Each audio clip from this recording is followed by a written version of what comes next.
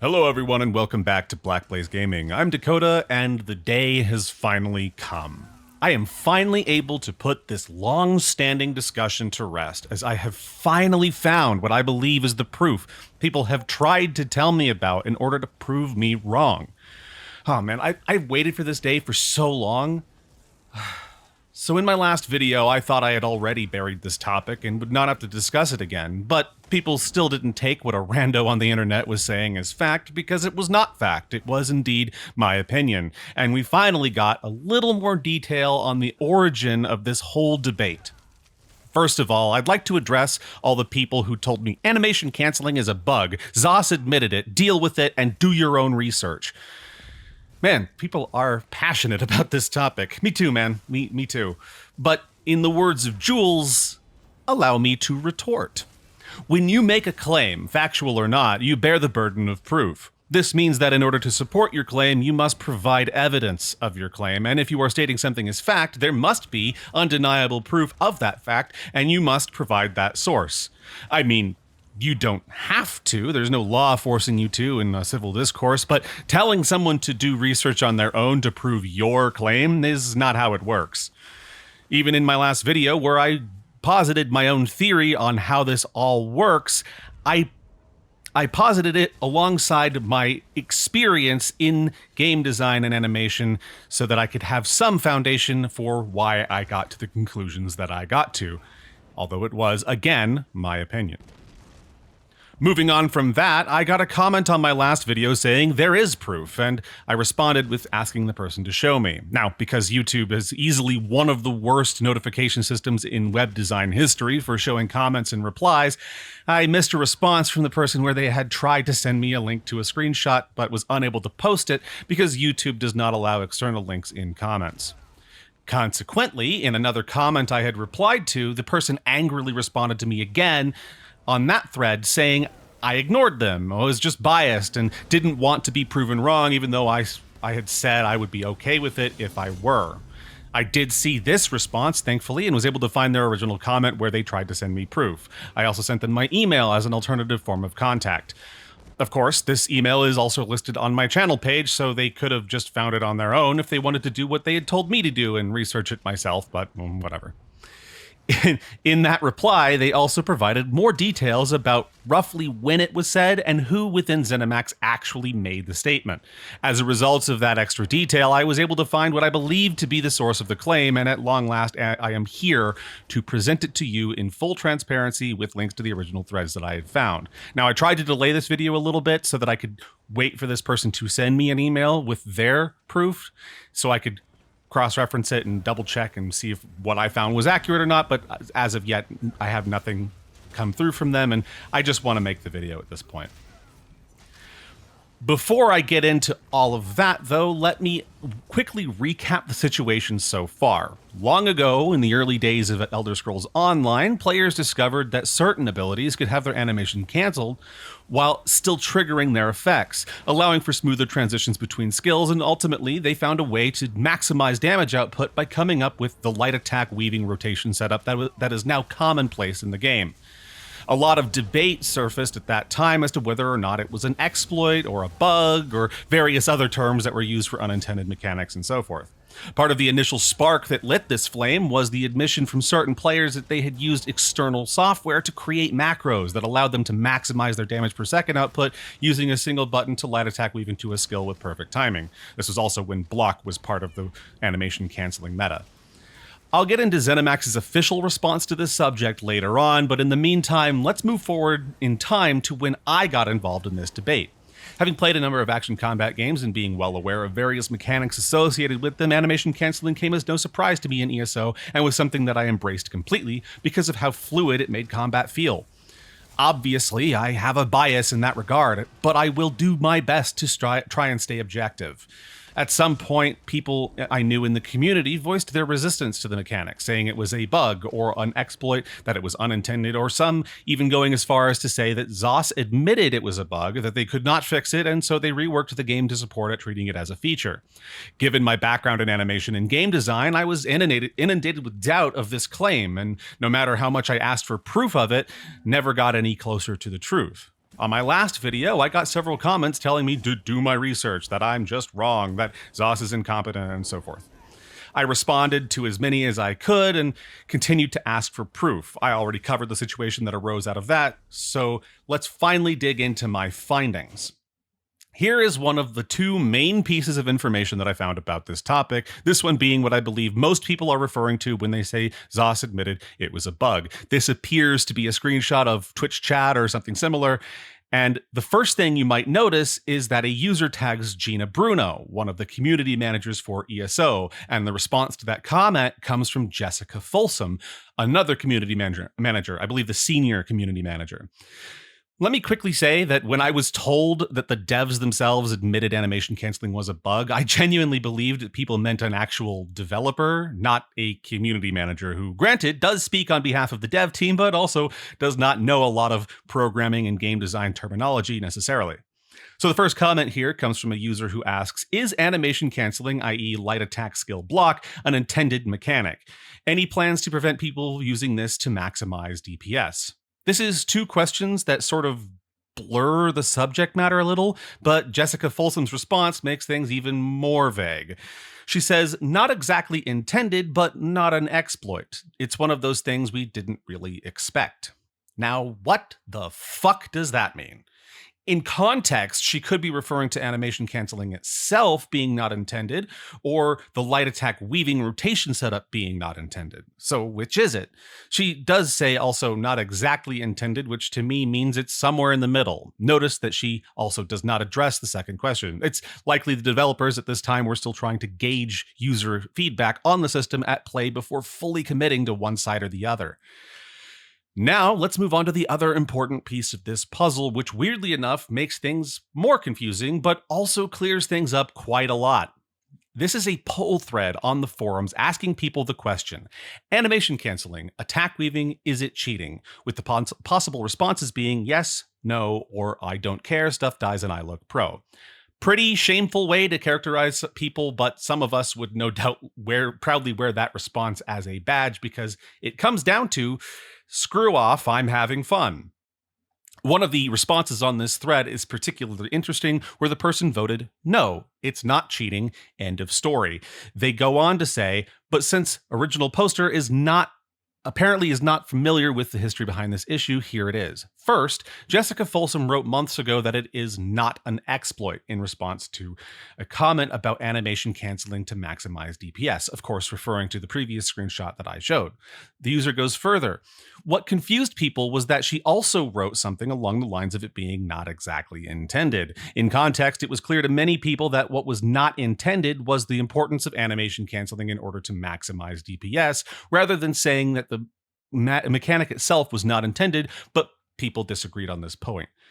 Now, you can see more about this discussion in that thread of people on both sides of the issue saying this is proof that they are right and the other side is wrong, back and forth, back and forth. The post continues, but to erase all doubt, it's been reported from the Guild Summit that the mechanic of animation canceling is intended. Quote, animation and attack priority is currently driven by gameplay mechanics, and animation design is created to support the gameplay features. Animation canceling with macro usage is cheating, but the way that attacks currently interact is intended, but will hopefully be improved in the future, end quote. So clearly a legitimate feature of the game based on attack priority, to use the terminology quoted above. The user also links the source of this quote, which is from the Tamriel Foundry website, which contained an archive of notes from that 2014 ESO Guild Summit. This is where things got a little more confusing, as I stated before, because Tamriel Foundry has been offline for years now, and I have yet to find a copy of the notes that were originally hosted on that site. The audio streams from the event do still exist on YouTube, but much like the more than 40 main live streams ESO's team have done, they are close to 2 hours, and I simply do not have the time to scour through each one of them to find the full source of these comments.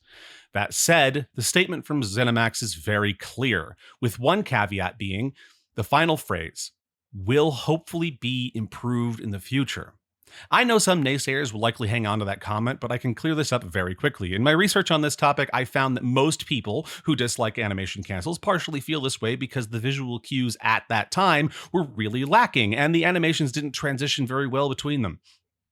This is what ZeniMax means when they say it will hopefully be improved in the future. That, alongside likely the engagement that users have with the skill ceiling and damage ceiling that was presented by this mechanic. So there it is, the source of this whole discussion.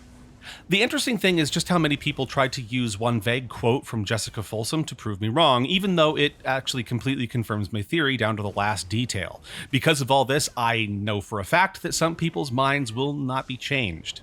On the one hand, some people will forever hate this system and be resistant to learning it.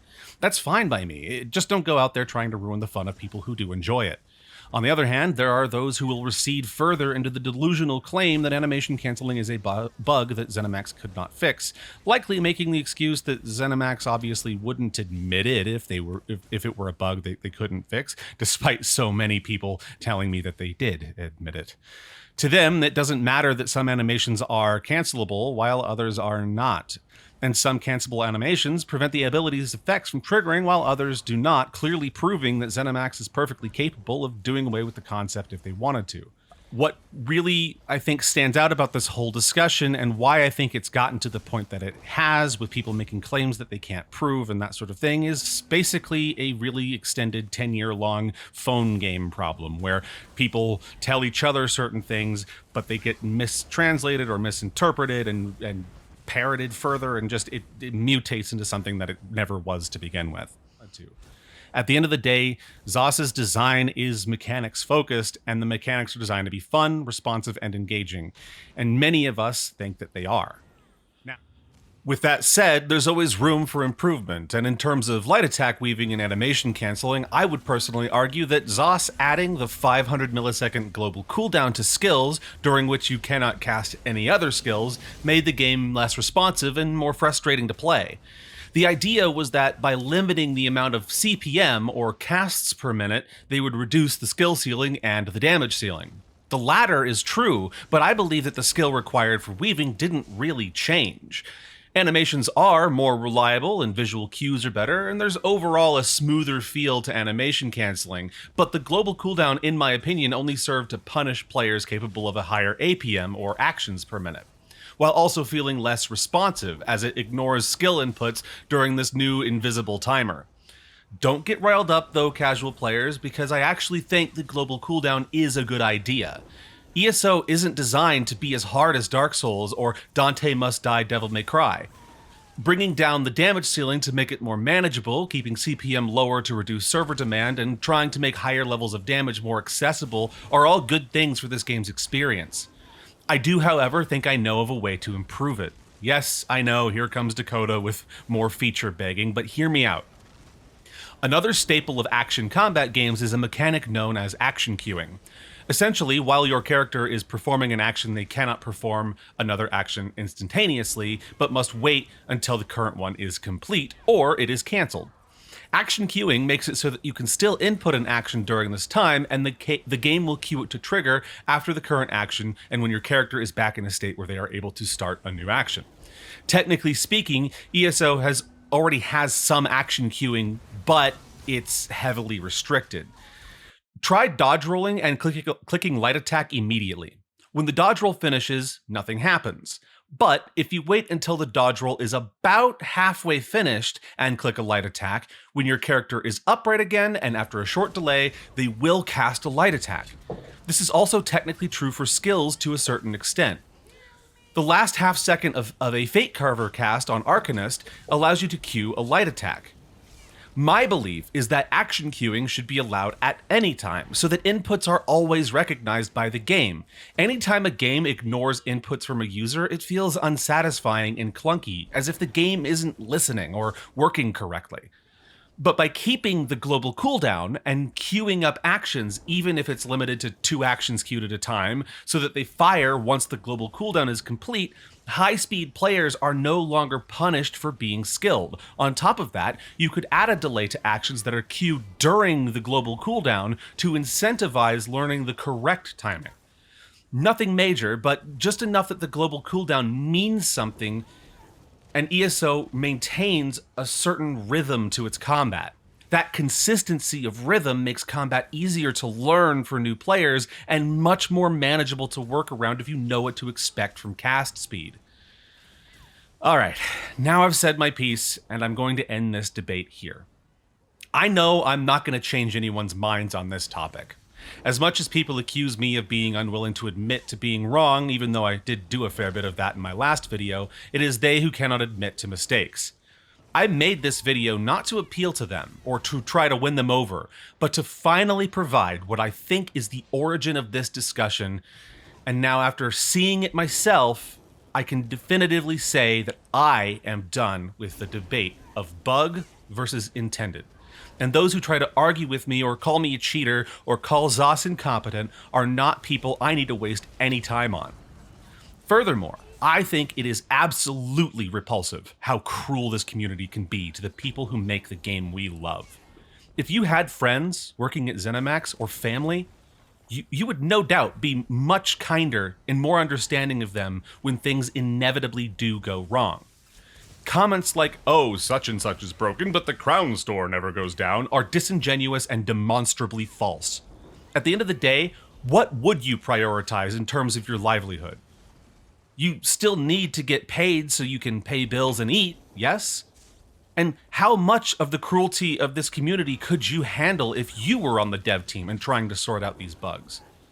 By no means am I trying to advocate for the people to be silent and to not criticize the devs or hold them accountable for mistakes or shady practices. Part of me picking on Rich Lambert is just that.